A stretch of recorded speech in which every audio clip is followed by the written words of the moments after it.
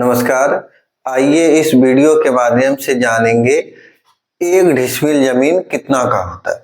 आप लोग खूब सुने होंगे डिसमिल में, आप लोग का कागजात में भी देखिएगा जमीन का क्षेत्रफल वगैरह बिहार में क्या है, ज्यादातर डिसमिल में लिखा हुआ रहता है। तो आखिर डिसमिल होता है कितना का? देखिए, अगर कोई जमीन है इस आकार का और इस जमीन का जब हम मापी करेंगे, मापी करने के बाद इसका जब हम इस जमीन का क्षेत्रफल निकालेंगे, अगर किसी भी प्लॉट का क्षेत्रफल 1000 वर्ग कड़ी अगर हो जाता है तो उसको कहा जाता है एक डिसमिल। उसी तरह से अगर यह जमीन है, इस जमीन को हम फीता से नापना चाह रहे हैं तो फीता से नापेंगे तो फीट होगा या मीटर होगा। तो अगर इस जमीन का क्षेत्रफल 435.6 वर्ग फीट को ही बोला जाता है स्क्वायर फीट। अगर किसी जमीन का क्षेत्रफल 435.6 वर्ग फीट यानी कि स्क्वायर फीट हो जाए तो उसको कहा जाता है एक डिसमिल जमीन।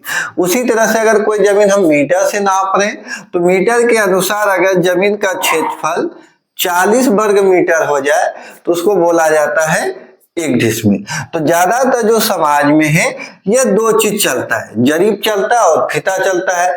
कोई अमीन होंगे तो कड़ी से नापेगा या फीता से नापेगा, और वर्तमान में ज्यादातर जो है क्या है, जमीन फीता से अब नाप होने लगा।